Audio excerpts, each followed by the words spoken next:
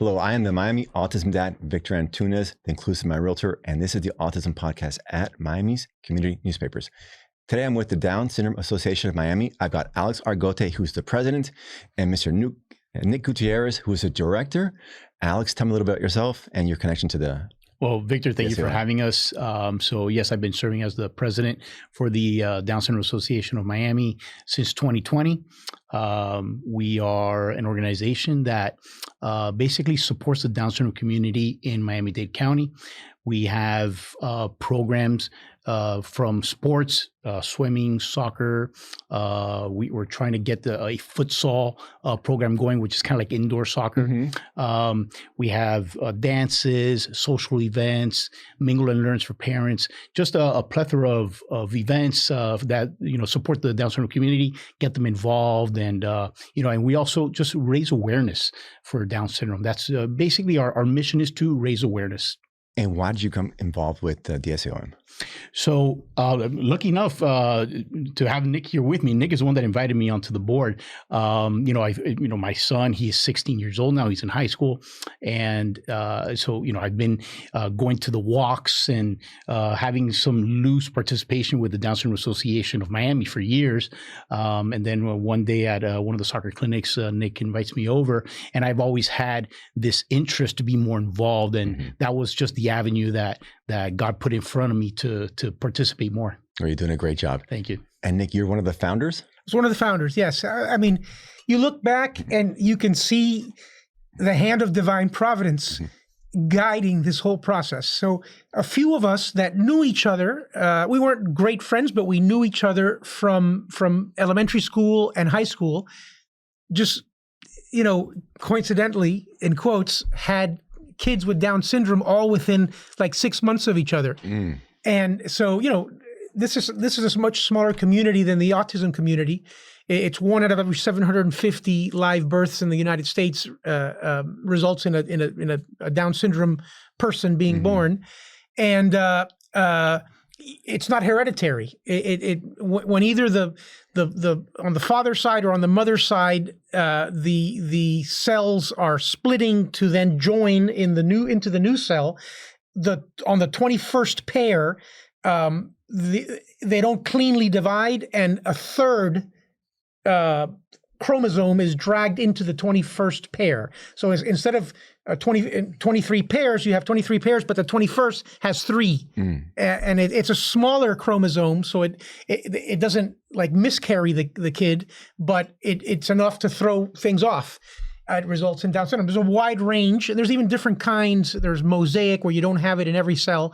There's a broad range in the spectrum of abilities of Down syndrome children.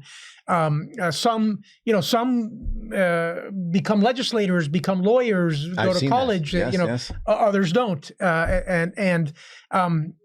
The world has come a long way. Decades ago, they were, put away into institutions or locked up and sort of overfed and put in front of a TV, and they didn't do anything. Now they do all kinds of activities. And that's what our association has tried to do, to create more avenues for these kids to develop, to excel, to interact with others, and a support for the families. Because, a kid like this drops into your life. You're not ready for it. We didn't even do like the amniocentesis. We did a more or less exact screen that didn't pick up, that it was coming with Down syndrome. So it came, and then, there's a period of denial, and no, es que se parece al padre. It looks like his dad. Es achinado, almond-shaped eyes. But, then you really know this is something different. This is something new. I remember even my dad thinking, oh, he'll grow out of this. No, Dad, he won't grow out of this. This is a chromosomal condition that lasts for life, even though with technology, who knows down the road. But these kids are a blessing. They bring a lot to the table. They focus families. They bring families together. They're points of affection and love, and we have experienced that firsthand. We've been lucky enough to do that, and it helps you become a better parent, even with your typical kids. Nikki's the oldest of our 3 boys. We have Carlos and Eddie that are 2 years and 6 years behind Nikki, and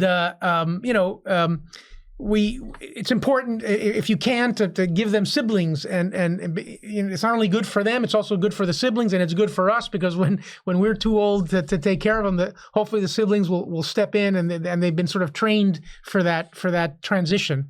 And we're blessed with two great brothers. In fact, Eddie, our youngest, who's now a junior at Columbus, he's 17, has started a siblings advisory group as an arm of our Down Syndrome Association to give siblings a vehicle through which they can vent, connect, network, and help their parents and their siblings in the association. So incredibly, there was no Down Syndrome Association existing in Miami-Dade County when our kids were born.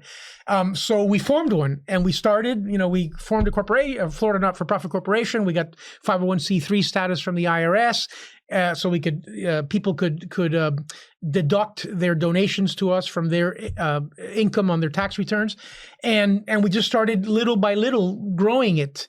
So we started in 2005. We incorporated in 2007. We had our first miracle walk, thinking these kids are a miracle, and we did it on Miracle Mile back then, so it became known as the Miracle Walk. We did that for years, and then later we added a 5K component to it, and that's our big fundraiser. And we do that late October, early November when the weather's nice, and we get a couple thousand people easily out there, and we have vendors and sponsors and music and refreshments, and it's a great community event to raise awareness and funds for these kids. And then we have a year-round swimming program. So we offer totally free swimming classes from infants to adults. We do that in Doral. We have a wonderful former Olympian.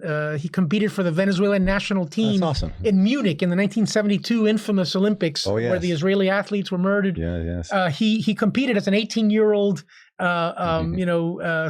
sprint swimmer from Venezuela. He's of Dutch descent, and he has a young lady, Valeria, his daughter, who also is a very, very good athlete, a little bit older than my son.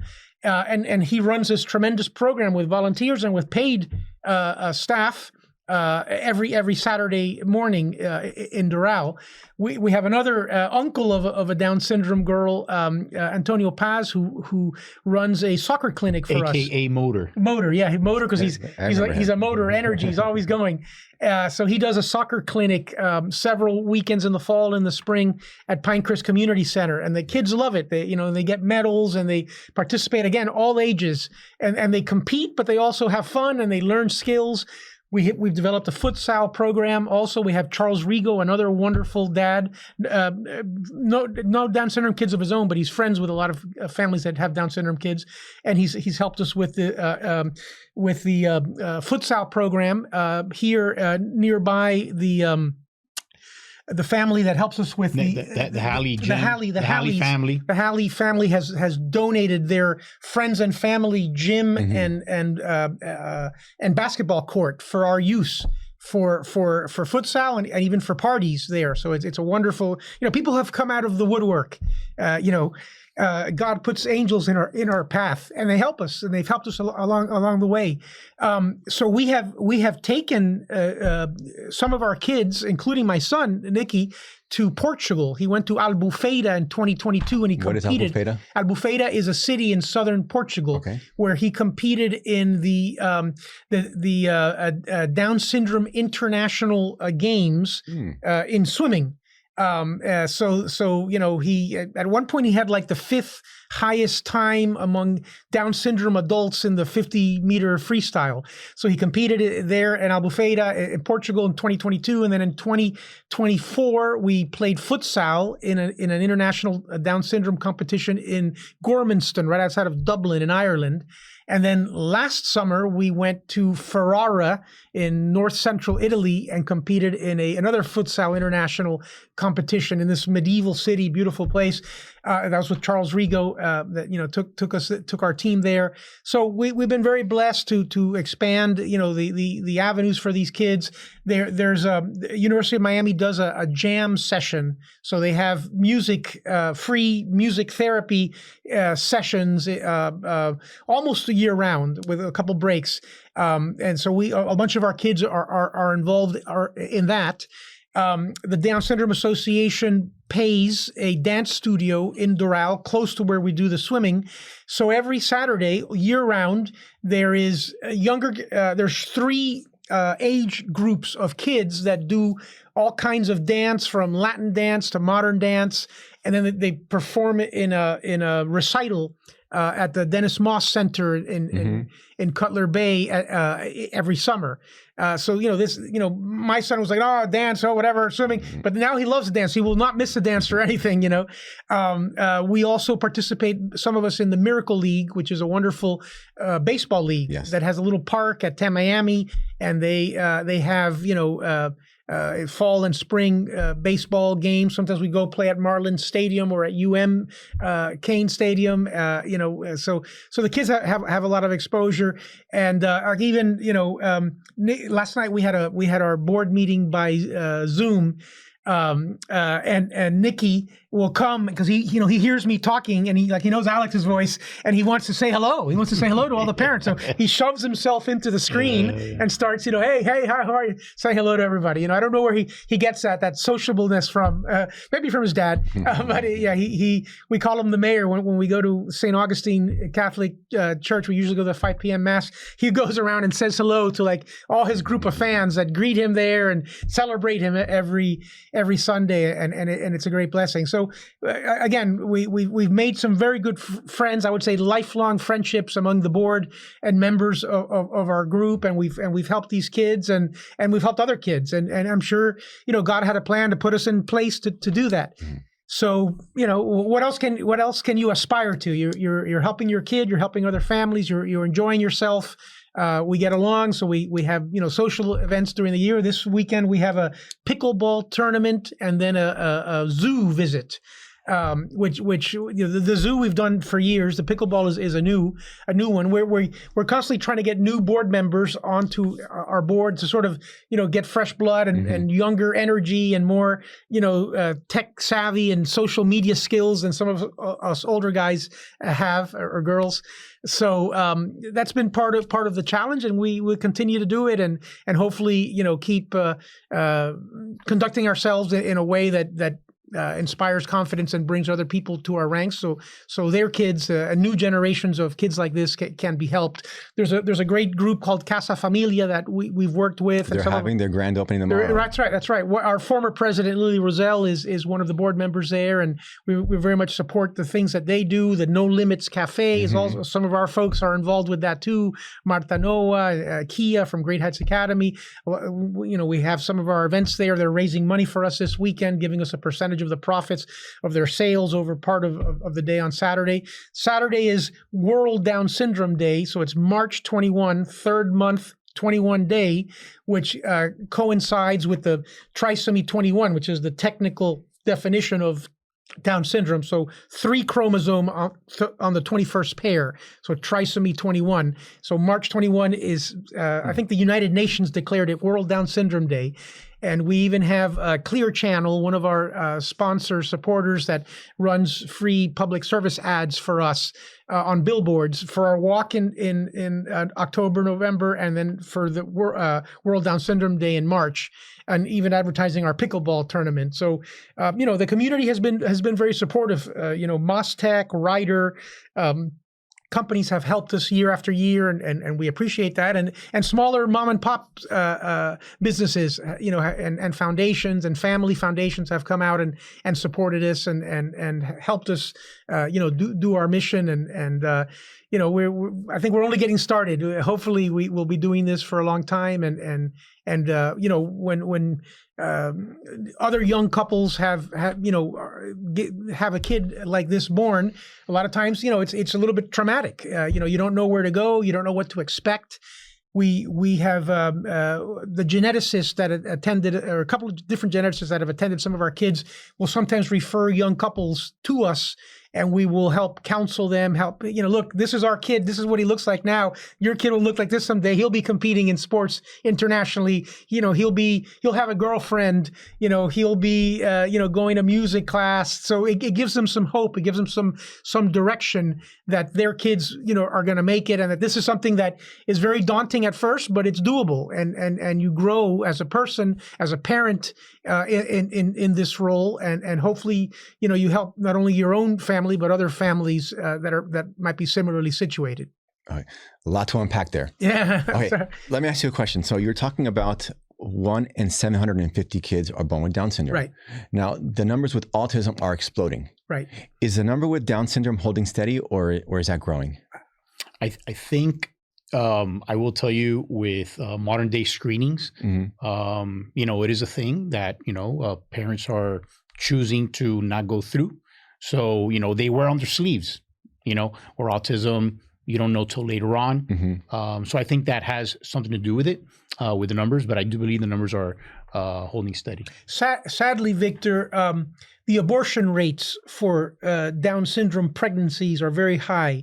And in this country, it's difficult. It's illegal to, abort for selective reasons. It's not impossible. Stop people. People do it anyway. Yeah. And in Europe, sadly, some countries, pride themselves that they have no Down syndrome births. What country is this? Iceland, I think, is the worst. Yes. But a lot of them, most of them are in the 70%. Yeah, we have no Down syndrome kids because you abort them all. You abort them all, which is very, very sad. Is a big mistake. If you think of our kids, I could just not imagine the world not having access to the wealth of love and affection and they are overboard. And fun and humor that these kids bring.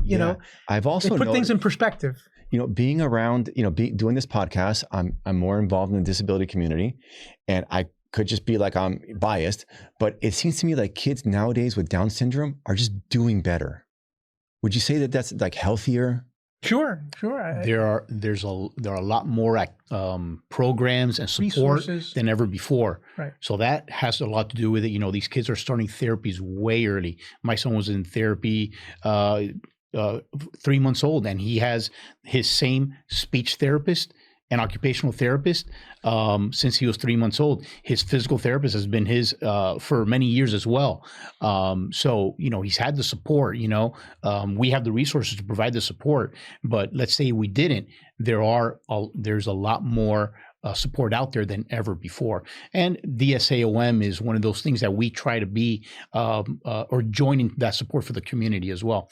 I did want to mention, because Nick mentioned that we do have our walk is our biggest fundraiser. We are celebrating our 20th walk this year. When is it again? It's going to be the Sunday is November 3rd. I think it's the last Sunday of October. No. Oh, we changed it this year. Okay. Because Halloween it landed on. Correct. It's going to be, I believe it's the last Sunday of October. Okay. But it's going to be a big deal. It's 20 years. Where are you having it? So it's always Coral Gables City Hall. Okay. Biltmore Way. We do it right along that street. Awesome. Yeah. A lot of events being planned. We're looking to have a live band music covering, popular music. We always have our regular entertainment, but we're going to add to that. We're expecting a lot, like a huge turnout this year. We're also trying to really push the 5K run. So it's going to be a big deal this year. It's a 1 mile family fun walk right after a 5K run. That's awesome. A 5K run with all the trimmings, and it's timed, an official course and medals and the whole thing. So a lot of runners that aren't necessarily just connected to our group come because it's a night and it's a beautiful course. It's what's called the Biltmore Loop. So it runs from Coral Gables City Hall. It's like 405 Biltmore Way. All the way to the Biltmore and back. Nice. Biltmore Hotel and back. You guys are celebrating 20 years. Now, the DSOM is one of those organizations that when you look at it, you just think they've always been here. But no, like when you're Nikki, right? Nikki was born, none existed. Non-existent. So like what did you plug into? Well, we kind of complained and griped and wallowed in pity to ourselves. For yourselves, yeah. And then we said, look, let's do something about it. Let's do something positive. Let's form a group and let's create a support system where none existed. And we've built it up little by little, with a lot of mistakes and along the way and trial by error. But we over the years have, gotten a few things right, maybe gotten some things wrong, and hopefully we'll keep improving as we go along. That's a very common thread I've seen, that parents, their kids born with a disability, and there's a big gap there in services, and they fill the gap. Like Parent to Parent, that was started by parents. The Advocacy Network by parents. The Lucy Project for dyslexia by parents. So like the government will come with the big dollars, like the bulldozer, but it's the parents got to fill the gaps. And it's like, you filled that gap. Absolutely. So like when Alejandro was born, that already existed. So you had something to plug into. It's a very different experience. Right. But, absolutely. But those of us on the board by that time were getting a little bit weary of it because we're all working and we all have families and other responsibilities and other kids. So it's not easy to keep it up. And then I saw Alex who's a younger dad, and he was there at the soccer clinic, and I said, this guy, and he was interested and he was asking questions. We got to get this guy on the board. So we kind of brought him to the board, and I probably made the motion to elect him president. He's like, President, I just was trying to be nice. I was just saying hello. And suddenly he was voted in, and he was our new president. He's been great, and he's been there for years. Yeah. Got bamboozled in a good way. Voluntold. And you talk about your kids being the center of the family, and I see it with my own daughter. She's the big girl. She's autistic, and she's just the focal point, and in the best way possible. And I can't imagine, obviously. Doesn't always happen. Sometimes marriages split up and families, but our experience has been the opposite. It's brought everybody close together. And speaking of marriages, my wife and I, we've gone through some, rocky times. Sure. And I, as the husband, the father, the man, I've just thought, you know what? I'm not leaving. Right. I'm sticking it out. Right. And unfortunately, some dads, they choose to leave. Right. I'm the same way. This is it. It's not even an option. You got to repair it. We all go through rocky times, but we repair it. Yeah. Yeah. So, not to sound judgmental, because everybody has their reasoning, but I just think you're missing out on so much if you would just stick around and see where it takes you. Missing out on so many opportunities, because it's all about love. Yeah. It really is. I've seen men that walk away, and their lives, they thought they were walking away to something better. It's never better. I don't think so anyways. I think the best thing you can do is stay with your family. Sure. I can't think of, I can't think of any woman being so attractive or whatever that it would be better than being with my kids. Right. Mm-hmm. And the psychological damage you do to the kids. And to yourself. I mean, you can rationalize it away, but it's still there, It's there. Yeah. And then you talked about the siblings. Like my boy, he's going to turn 7 in May. He's the little brother, although he big brothers his sister all the time. And how's that dynamic been with your kids, Alex? So, I as Nick was talking about the siblings, I had this thought, the siblings of kids with special needs, and in my case, Down syndrome, they have like a higher level of sensitivity. Oh, yeah, absolutely. They mature faster. They really do. They're exposed to that situation in life sooner than others that don't deal with it, right? So, they're great. They look out for him to a level where, my kids are still young, and it's not like you can't leave them to be guardians, right? But certainly they take on way more than they would of normally. My daughter Lily, she'll volunteer to pack his lunch. My son Javi, he makes sure that he has eyes on his brother in a crowd, and he'll make sure that he's in a safe place, So I think the siblings, they definitely are more in tune to situations, especially when their brother, sisters around, than normal, typically, siblings that don't deal with it. And I think even, in schools are much better these days than when we went to school, at least when I went to school, as far as, service projects and service Bullying hours also. and all of that stuff. What's that? Bullying also. Right. Yes.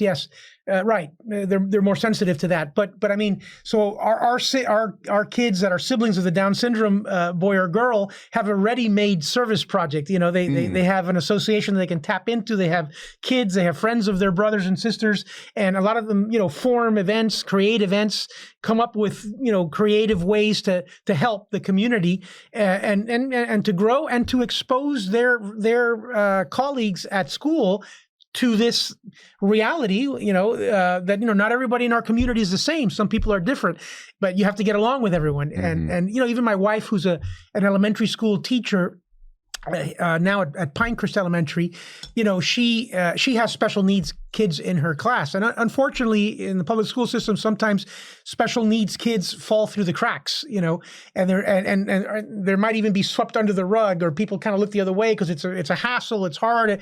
My wife, who has Nikki at home with Down syndrome, is very sensitive. And so she's not going to let any special needs kids in her class get, overlooked or fall through the cracks or get bullied or get made fun of. And, and sometimes, she has to, train other kids and even their parents. Look, just because the kid is different doesn't mean you can't sit next to him, doesn't mean that you can't interact with him, doesn't mean that you can't be nice to him and get others to be nice to him. So this is this has ripple effects throughout our community. I think what we're doing, what God has placed us in a position to do, has ripple effects, very positive ones, throughout our community. Yeah. And talking about the public schools, I don't want to be a critic either. Every now and then you see these horrible videos of things being done to kids in public schools. And I think to myself that these are teachers who aren't capacitated to work with these kids. Mm-hmm. And that's our fault, because you're putting these adults in situations that they didn't sign up for, they're not trained for. Mm-hmm. So I think that that's like a societal failure to those teachers. Yes, they have to be held accountable. Mm-hmm. At the same time, I think that if we're not doing a good job of training them and giving them the resources they need, then bad things are going to happen. Absolutely. Yeah. Now, and it's not just public schools, even private schools. Of course. Even Catholic schools. This is a new thing, and they don't have the same resources as public schools, and they struggle with these kids.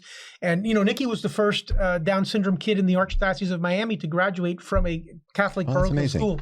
And we had to, it was a hard work, and we had to get a paraprofessional, and pay her to help him, day to day. But after he graduated, his brother Carlos, who 2 years younger but 1 year behind him in school, and Carlos is brilliant, can't run like his mother. He was valedictorian of 8th grade at Little St. Brendan's, and then later was among the top in his class at Columbus. Now he's a third year pre-med at UM. And he dedicated his valedictorian award at Little St. Brendan's to his brother Nicky, who had graduated the year before, and that was an explosive applause there in that church. So there's things that, again, the Lord puts in our path, and we do our best to hit these milestones and achieve them for the benefit of our kids and our families. And maybe I'm biased because I'm like obnoxiously pro Miami, but Miami is changing in all the good ways. Right. Like when we were kids, the R word, used it. Exactly. Everybody used it. Exactly. Now, you don't really hear that word anymore. So I think Miami's getting better in that sense. But, I don't have a child with Down syndrome either. My daughter's only 9. I've been in the community a very short time.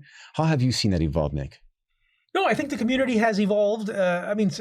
Civilization has evolved mostly the whole society in a good way. I don't like the high abortion rates that we see with these kids. But, autism, maybe from environmental factors, has exploded. Down syndrome has probably been more steady, but these kids are more visible. Before they were kind of locked away, in a room or even into an institution, way far away. In the woods. We'll visit him on the weekend. No, how can you visit on the weekend? He's your son. You've got to incorporate him. We try very hard, and it's not easy. And let me not minimize the challenges. My wife would echo that if she was here.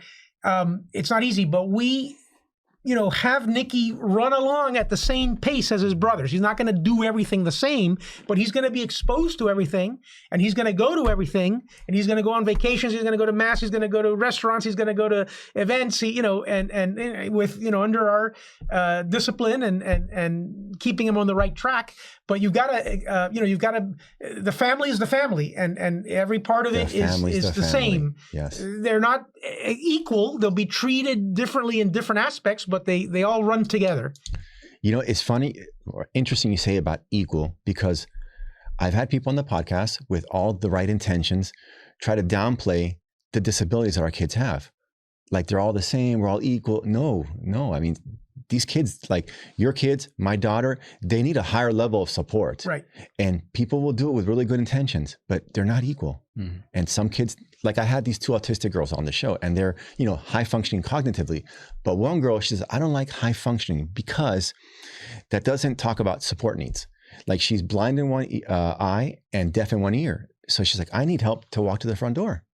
So she says, I'm high functioning, but I have high support needs. Sure. So I think it's really important to talk like we need equal treatment, equal access, equal inclusion, but they're not equal. And these kids, they need extra help. Right. There's a wide range among them. Yes, even of what they can do and can't do. Nikki has, he went to Southwest High School, graduated from there. And then they have a program there. They have an excellent program. Yes. Alejandro goes there as well. Really? Yeah. He's a sophomore now. I keep hearing Southwest all the time. Those teachers are angels on earth. I cannot say enough. And why do you think Southwest is Catholics, so good? You know, he was at St. Brendan's too before that. But Southwest is just really sky high. Why do you think? I don't know. Again, God places angels in our path. We had a wonderful experience there. And he worked in both Nicholas Children's Hospital and Publix while he was there half the day.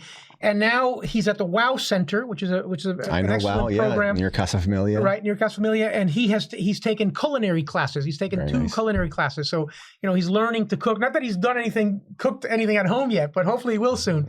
But you know, they learn safety and they learn, you know, marketability. There's culinary type jobs that they can get involved in. Some of our kids, you know, work in different restaurants, et cetera. Like at the No Limits Cafe is another example. So there's a workforce development group there at the WOW Center, which prepares them. You know, Creative Action is a group that has done seminars. Creative Action, I haven't heard about that. Creative Action, yeah, it's a nonprofit, and they do seminars by Zoom and even some in person where you learn how to write a resume, how to write a cover letter, what it is to go to a job, to be on time, to have personal hygiene. They teach you different things like that. You know, as parents, we have to steer them along and help them, but you know, it's a good resource. There's vocational rehabilitation, VR, which gives referrals, and then they get sort of state money to put on these conferences to help these kids, autism, Down syndrome, and other disabilities. So these are just some of the things that we have come across, and there's many more, and I'm sure that we haven't even fully availed ourselves of all of them. But as they get their Social Security benefits and then their Medicare and Medicaid, and there's something even called consumer-directed care, where you as parents can get state funds to provide some of the services directly to your kids instead of going through agencies. They just pass a law now where you can be a caregiver of your kids. That's right. We in our home, we participate in the CDC. Yes, as do we. Yeah, as do we. CDC Plus, actually. Right. CDC Plus. A whole lot of research I got to do after this podcast. All these people up. You know, like Dade County in particular, we suffer from a problem that there's so many services that it can be overwhelming. It can be overwhelming. Yeah. And so I talk to people, and you can tell they're disconnected from the system and kind of complain like, oh, there's nothing out there. But there's a lot out there. Right. But you got to plug in. You got to plug in, and like anything, you have to put time into it and connect yourself with consultants or people who can help you, navigate this labyrinth of bureaucracy that inevitably tends to occur in these types of processes. Yeah, myself, I go to a group called Just for Autism Dads, and by extension, I'm connected to the Center for Autism-Related Disabilities at UM. And what a great resource! Sure. And for the longest time, I put off getting plugged in. I don't got to go. I don't need that. And then I go there. It's cool. You go there. Like, we do discuss serious stuff. Same time, we're eating pizza, soda, beer, whatever you're into, and having a good time. And it's, as a dad, or a parent, you got to plug in. Absolutely. Because it's easy to catastrophize. Yep. And then people, if you don't have a child with a disability, and you hear a parent complaining about their problems, it's easy to what are you complaining about? You're not the one with the disability. It's your kid who's got it. Right. But we've all got it. Right. And we're all going through hard times, and people, they got to plug into that. You need a support system. We've done that too socially among our board, and we forged some strong friendships that help us through the hard time, and help us navigate the maze of different options and resources that we can best adapt to our kids' development. And you guys are super active, because you keep naming activity after activity after activity. Alejandro was 16, right? Yes. These didn't exist when he was a kid, right? No, at all. He came into, he was born at a time where there were way more things than when Nikki was born, you know? Sure. But it's obviously it's built up more since then. So there are a lot more things now, and with more frequency as well. So, you know, Alejandro goes to the soccer clinics.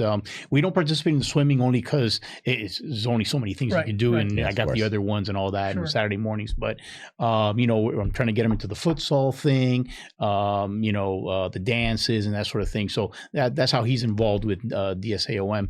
But on the side, he's got his extracurriculars as well. He does his taekwondo. You know, I'm not sure of the color scheme of the belts, but I think he's a tiger blue is what they call it now.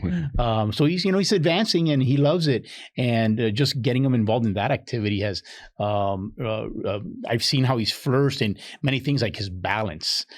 His neuromuscular abilities have improved so much since then. Things that, you know, able to keep his balance on one foot while he does a kick with the other. And he would have never been able to do that 4 or 5 years ago, where now he's doing it with good ease, you know?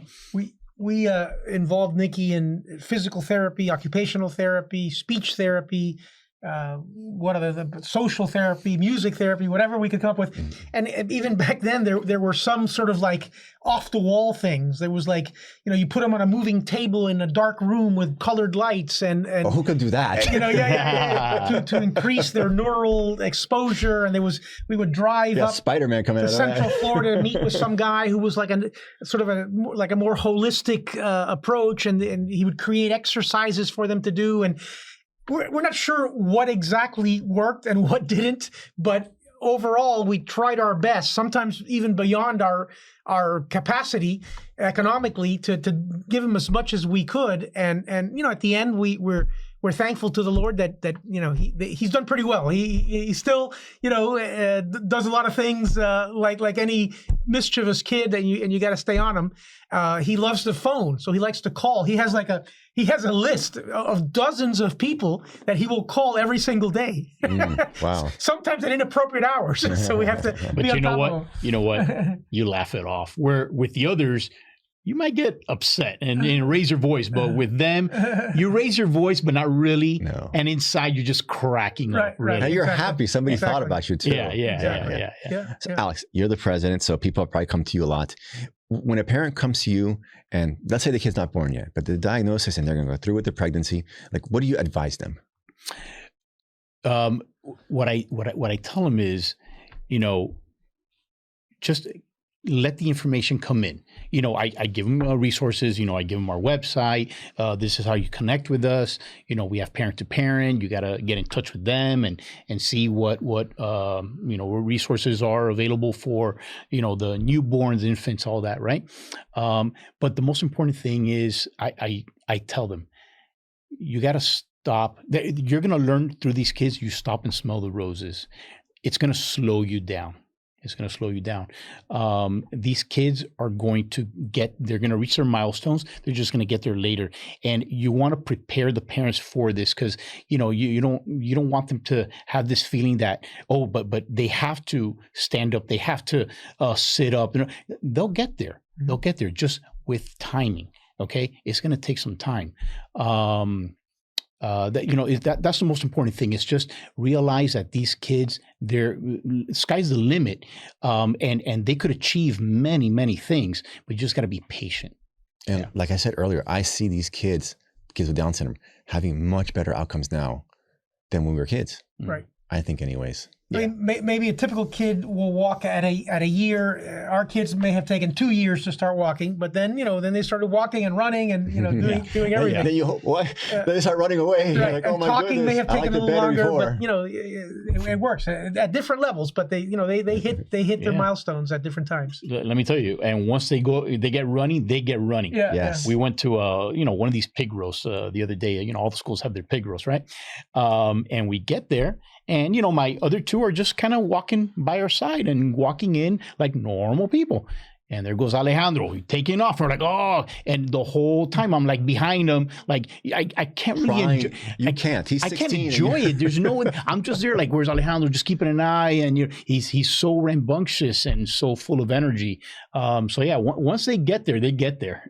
And Exactly. And they're like, Nicky's very close to his grandparents. He talks to his grandparents all the time, which is good because, he learns, he perfects his Spanish more, and his aunts and uncles. And, it takes, like they say, it takes a village. It takes a whole family, and it takes a whole village, really, and other families and other friends to help these kids. Because, the parents, we do our best, but we need help. We can't do it all. And the eloping and wandering is just as bad with the Down syndrome kids as the autistic kids, Probably, right? Right. Right. Some of them are runners. They're known that they take off running.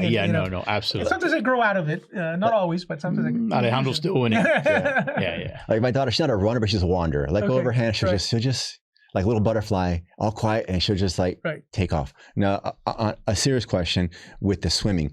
Drowning amongst autistic kids is #1 cause of accidental death. Is it the same with Down syndrome? I would say you have the same level of awareness, precaution, danger. I'm not as aware of the danger as a regular kid, though. Like my boy's more aware than my daughter. Correct. Right. Yeah. I mean, initially when Alejandro, he took swimming lessons very early on, along with his siblings. At what age? And swim school. Months. Great. Yeah. Very early on. That's awesome. He swims like a fish now. So, but I still don't take my eye off him. No, of course not. Like you wouldn't with any child. My house, I purposefully bought my house at the time without a pool. I didn't want a pool.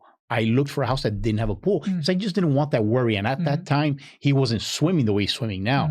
So I'm glad I don't have a pool most of the time. Sometimes during COVID, oh my goodness, when you see social media, everybody's like, yeah, we're home, we can't go anywhere, but at least the kids are in the pool. I was thinking, oh my goodness, I wish I had a pool. But, barring the expenses of the maintenance and all that, I'm glad I don't have it because it's a worry. He goes into the yard and, at his leisure. And if I had a pool, I would just have to, I'd be in a constant state of worry. Cameras. We at one point worried about buying a house close to a canal. Little did we know that a decade and a half later, the kid would be competing in other countries and in Florida at international swimming meets and doing the butterfly, the breaststroke, the backstroke, flipping. When he gets to the end of his lap, the freestyle, of course. So they come a long way. We've been blessed. Another angel put in our path. His swimming coach, his swim instructor, is a guy who was an Olympic level swimmer in Cuba, and went through all of the deprivations of that regime, even to its athletes, and left and came here. And he worked with some Down syndrome kids in Cuba, and he's been able to help our son and others in our group to perfect their swimming style and be able to do these competitions. So again, the Lord puts people in our paths, and we appreciate it, and we've learned over the years to recognize that and pursue that when we get someone that cares for these kids and connects with these kids, because it doesn't come naturally to everybody. Everybody. Some people do it much more naturally than others. Yeah. But I do want to encourage the families that are being welcomed into our community. Get them in our swim program as early as possible. Right. Your swim program. Our swim program, George Van Balen and his staff, they're experts at dealing with these children. And you're in Doral. The pool? In Doral, yeah. And so is our dance. And it's all paid for by the association, so it's free to the public. There's a waiting list for both swimming and dance because there's so many kids. We've expanded the program over the years, and we hope to keep expanding it. Yeah. And we're going to do what we can to not limit the families, whatever we can do, whether even if we have to look at a different pool, whatever, right. We're going to continue to expand. Right. And the kids from that program will go to Special Olympics meets, sometimes in the Keys, sometimes in Broward, sometimes in Vero Beach, and they from a young age are able to compete and learn about these competitions and swim against kids from all over the state, other Down syndrome kids. Alex, going back to the precautions though, like your boy, he's a great swimmer now, but there was a time when he wasn't a good swimmer. Right. And if we don't take these precautions early on, maybe they never get there. Right. So I think that you with the pool, you did the right move. Right. Mm-hmm. You as a dad, you got to follow your dad instinct and do what you think to keep the kids safe. Right. Now, we're all dads here. We're all men. When parents first come to you, what's the dad conversation you're having, Alex? The dad conversation. You know, we have a traditional household. You know, I fix things, you know, actually I cook a lot, believe it or not, but, you know, and my wife tends to the children. She's more in charge of homework and all that, you know. I would say, you know, just be there, be involved. Don't ignore, don't, just be home, be present as much as you can. You know, the same way you would be with your typical children, you would be there for your child with special needs. Just be as involved as you can is what I would say. And has your family life made you look at other, like regular families differently? In a way, believe it or not, I feel sorry for those that don't experience what I experience, because it's such a unique thing to have a child with special needs, the love that is experienced in the house.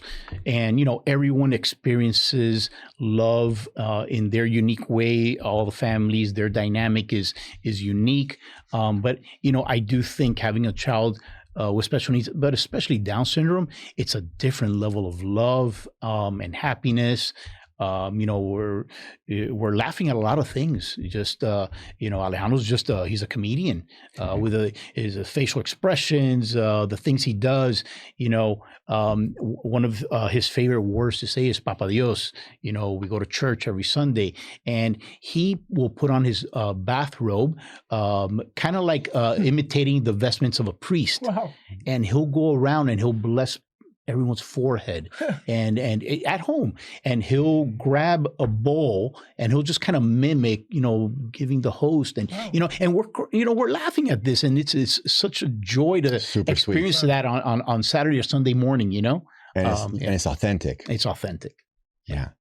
Our son got to go with his brothers to Catholic school, you know, learn about his religion, get all his sacraments. You know, even at Mass, he's the loudest in reciting all of the prayers, and that's, you know, a very special thing. And his girlfriend and her mother were not Catholic and now have converted, you know, through St. Augustine Catholic Church where we go. So it's a beautiful thing to see, you know, the role of our faith in helping these kids develop to a higher level. You know, my son Javi and Alejandro, they have participated in 3 sacraments together: First Communion, Reconciliation, and Confirmation. They did it the same day. And Javier's younger, 2 years? Javier's younger, but Alejandro did adapted CCD, and he was able to participate in the sacraments along with his brother. So that was special. Super nice. Yeah. Now, Alejandro's 16. Mm-hmm. How old is Nicky again? 22. 22. So at what age did you start talking about adulthood? Because your kids he's already he's a grown adult. Grown adult. Nicky's almost there.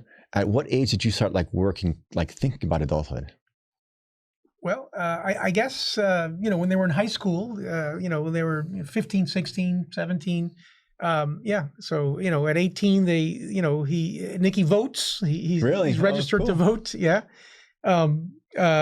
He's worked. You know, some things lag behind, you know, toileting and bedwetting and that kind of thing. That takes a little bit longer, but Same with my daughter. You deal with it, and then, you know, you start, you know, hopefully instilling values in them, responsibility. Nicky's very organized, much more organized than his 2 typical brothers.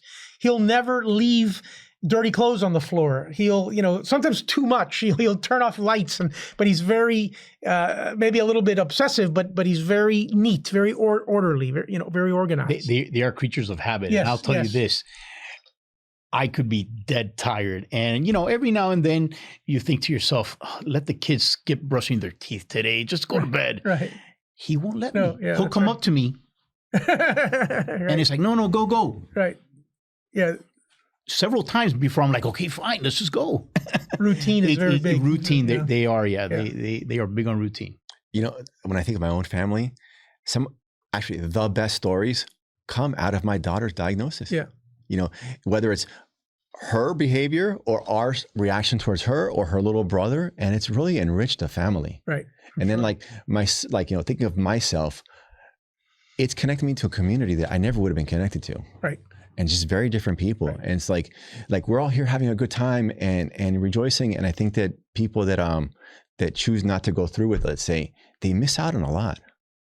Absolutely. Yeah. So back to Alejandro. Oh, no, back to Nikki. Did you go the guardianship route? No, we have not done the guardianship route. And again, one size doesn't fit all. And there's different levels of that. But for Nikki, the dynamic that we have for him, we've just we're his legal guardians as his parents, and he has legal authority to sign. He can vote. He can work. He can sign a power of attorney, a medical power of attorney, authorizing his parents to act for him. Okay. And he has. And for us, for now, that has worked. And, the guardianship, it's good and it facilitates a lot, but it also has some burdens that go along with it administratively. And we've chosen not to do it, but some of our folks have. And that's another thing. We can bring people to, educate our group about the pros and cons of each different option and have them, be better positioned to make an informed decision. Because like autistic kids, there's a spectrum. Right. Now, have you done a special needs trust? We have not done a special needs trust. We have a trust for him, and for now that has worked. But eventually, we may have to tweak it and look at a special needs trust. Yeah. And Alex, do you think he'll go guardianship route? So, Alejandro 16, we are getting heavier into the conversations of what we're going to do by the time he turns 18. So we're looking at all of our options. Considering Alejandro, he is, and actually just to take a page from the conversation we had right before we started the podcast. Alejandro is not nonverbal. Alejandro is limited talking, I guess is what we could call it. Non-conversational. Yeah. Well, he is conversational. He's just, most of it is unintelligible. Okay. So he is verbal. He knows exactly what he wants to say. Just getting it out is the problem right now. But given that, and Nikki is actually very verbal, and very communicative. Mm-hmm. So, so given Alejandro and his limitation, we'll probably go the guardianship route, but, how we go about it, there are different options, different ways to address it. The laws have changed for over the last couple of years, so we just got to kind of look at the information. I'm not the subject matter expert on it right now, so we got to dive into that. So with him, we'll probably do that. We do have a special needs trust that we did several years ago, and just kind of like for the we were thinking, the day that we're not around, mm-hmm. we want to make it easier for the siblings to, not have to at least worry about the monetary aspect of it. Mm-hmm. No, with Nikki though, eventually you will have to do something because yes, of course. Well, we have a trust, and but you evolve, so you're not bound to the same one. We may upgrade it to a more specialized trust. They have these ABLE accounts too, where they can. Put money away and doesn't affect their benefits. A lot of it, you have to be wary of the benefits. You don't want to, disqualify them from being able to receive benefits.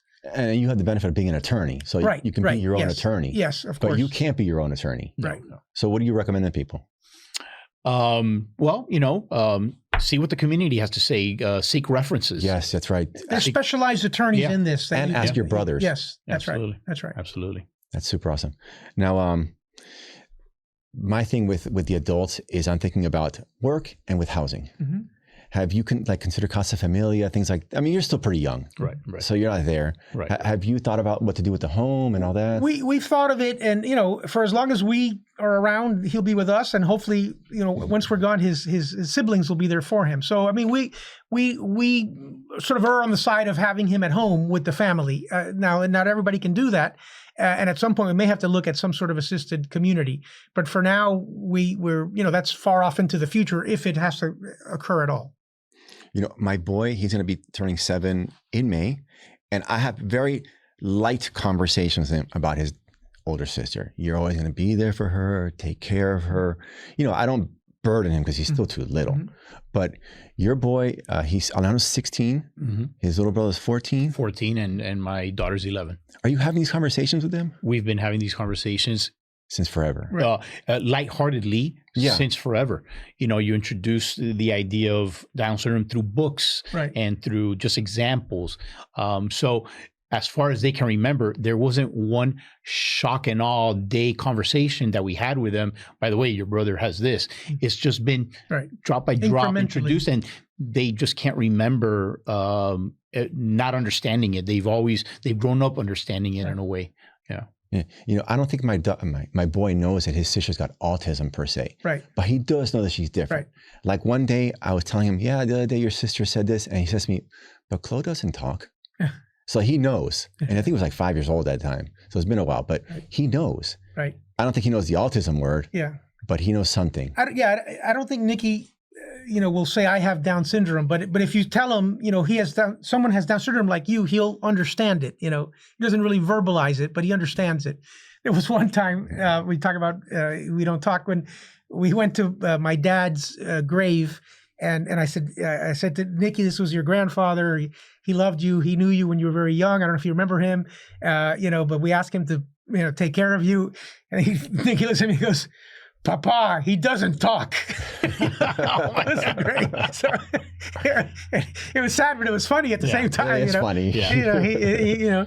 Because he's talking to a stone. He says, Papa, he doesn't talk. Innocence. It's a place of innocence. There's no like irony or anything. Anecdotal to that, my wife's grandfather, we love this man. He passed in 2023. My son will still say, we call him Weewoo. He'll say Weewoo, sick. He still thinks he's sick. He doesn't understand that he's no longer with us physically, Right. So his level of understanding is not there. Death is a difficult concept for them. Yeah, for everybody. We just had one of their colleagues, a little bit older than our kids, passed. She had heart complication, and she passed. She was in her late 20s, and it's sad, but it's hard for them to deal with that with that concept. You try to explain to them he's in heaven now, and so my little boy, like I say, he's about to turn 7. He's already like trying to work out this death thing. Yeah. He'll ask about pets that have like they're no longer around or grandparents, and like so he's already like my daughter. I don't know what she's thinking, but my little boy, it's a difficult concept. Yeah, absolutely. Like I don't think they understand death, but they do understand like this person's just disappeared. Right. Now talking about understanding with Alejandro, like my daughter, she's progressing. Like there's more you can ask her stuff. Do you see that progression with Alejandro, and like how has that been working out? I see it. As he grows older, matures more, is growing, academically, as well. He's doing more and more things. I remember thinking the day would never come where this kid could spell his name, and he spells his name. That's awesome. It's amazing. Yeah. A-L-E-G, the whole everything. Because Alejandro's a long name. There might be an inverted R or D, but whatever. But it's an R, it's a D, and he does it correctly, I think it's going to continue. He's going to continue to improve his communication. We started doing some sign language early on. We've kind of steered away from that. It just, the effort, it is a lot of effort and so many other things for you to learn. We do basic signs like sit, actually I can't even remember now because we haven't done them so long, but we used to do like, I think hot, danger, I think is one, things like that. But now he's actually using a tablet that the School of Southwest provided, and the teachers work with him in the tablet every day. We'll sit down for dinner, and if he's trying to say something, the tablet's right there, and he'll tell us what it is through the tablet. We'll encourage, the use of the tablet, but then I also encourage him to use his big boy voice. We say big boy voice because sometimes he'll just be like, but no, use your voice, right? I want salad, please, and he'll repeat. Really? And that's great. When he won't initiate it on his own for the most part. Sometimes my daughter rarely. either. Yeah, but when you encourage it, it comes out. You talk about the sign language. It's like a mixed bag. Like with autism, like it works for some kids, others it doesn't because there's the whole like motor skills. Like my daughter, she can't do that. Right. But the picture, she does work. Yeah, and Southwest is a public school. Yes, it is. Yes, absolutely. Wow, because you hear a lot of criticism of public schools. Then every now and then there's a standout like that. And there was never in 7 years a bullying incident that we were aware of. Never. When I was a kid, I don't remember. And it's high school, which is a difficult age. I think junior high is the worst one, but yeah. But Nicky writes and he texts and he, not perfect with some grammatical, and capitalization errors, but he writes, pretty well. Yeah, back when I was in high school, I don't remember money and whatever, Yeah, that's awesome. Basic things. I don't remember there being any kids with Down syndrome in my high school, but there were kids with disabilities, and bullying just wasn't a thing with them. Right. I mean, I know, I had this one lady on, she, young lady, 40s, and spina bifida. Sure. And her bullying was like exclusion, which had to hurt. Right. Sure. But actually physical bullying or verbal, she didn't get that, but she did get the exclusionary part, which is pretty hard. Wasn't invited. And yeah. Whereas, wasn't, considered for things. Yeah. Right. Whereas I think now, we're getting beyond that. Right. I think with South, hopefully that can be a model for other schools, other public schools. Yeah, inclusion, get them involved. This has been a great conversation. We appreciate the opportunity, and we'd love to stay in contact with you and come back. We will definitely stay in contact, and I'm going to go to all. You sent me some flowers this morning. Yes. I was driving, so I couldn't look at them, but I'm going to go to your walk. And the 21st, right? Yeah, 21st. No, 25th of October. The walk. Also right, the 21st is the pickleball. Okay, so this Saturday we're having our first annual pickleball tournament. Okay. You got to strike while the iron's hot, right? Pickleball's hot. Right. So it's we're hoping that it's going to grow and grow. We do the Jewish have Community Center at the Jewish Community Center, Where the is JCC in Kendall. It's like in Kendall, 109th Avenue and 107th Street or something like that. If you go to our socials, if you follow us on socials, Down Syndrome Association of Miami, Instagram, you have a newsletter? We have a flyer. Okay. And if you go to our website, the information is there as well for the pickleball tournament. There's a QR code you can scan and register that way. And then DSOM.org. Yeah. And then for the show notes. Right. And then for our Down syndrome community on Sunday, that's Saturday. And then on Sunday, we have our Zoo Family Fun Day. And at the zoo. At the zoo. Oh, that's awesome. And we will purchase the ticket for the Down syndrome individuals, and then the families, they cover their own cost. We go on a tram and take a tour of the zoo, and it's a lot of fun. Yeah, and I have to give a shout out that first of all, the JCC, they're everywhere. Yes. They have a great swimming program there too. Some of our kids swim there. In the disability community, they're everywhere, and they're just a really great resource for Miami-Dade County. Right. And the zoo, they're a certified autism center. They're doing the work with you guys. Another phenomenal organization. Right. Yeah, and they're just one of many, or two of many. Right. Okay, so we've been at this for an hour now. Wow. So I know, it's a great conversation. Yeah, I really enjoyed this. And before I close out with the last few questions, I want to just mention you, Nick, that you do a lot of great work for the Cuban community and by extension, the world. And I was sitting with my father when Alex sent me a text message and your name was there. He goes, Nick Gutierrez, and he starts rambling off all the things that you and your father were involved in. I was like, but what are the odds that it's that Nick Gutierrez? And then I Googled and I saw that you were affiliated with the DSOM. Right. And you were also part of the legal team that got the Helms-Burton Act passed in 94, I think you said? 96. Yeah. So, saludos. That's so awesome. Thank you. Yeah. I think we're about to notice that the next Berlin Wall. Yes. It's coming. We're it's coming. Yeah, so it makes me very happy. Right. I had a little more hair back then, but I've been at it for a while, and hopefully now we're close to a change for Cuba's people, which will hopefully be we are. Yeah. So I just enormous. had to throw that out there. Nothing to do with Down syndrome or with autism, but I can't have you on this show and not mention that. Thank you. I appreciate it. Yeah, you're welcome. Well, I've got these 4 last questions I want to ask you guys. Let me see if I can get to it here. All right. So Nick, first question's for you. Do you ever look at Nicky and think about Miami that you hope exists when you're no longer with him?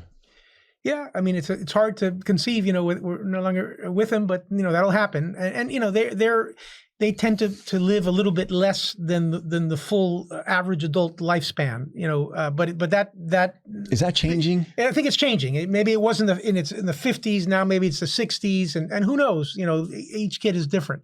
But I would hope that we've laid some groundwork. We've exposed these kids. We've exposed others to these kids, so that there's more understanding and more acceptance. With every year that passes as our community grows, and these kids progress along life's path. And I think that the extended life period, I think it was always there.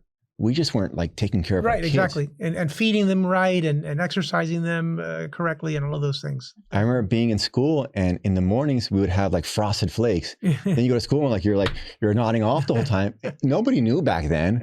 And now you just know it. And I think that with the longer lifespans, we just know. And then like also with all the different sports, keeping kids active. I think that's right. Like we within the whole disabled community, a lot of obesity. Yeah.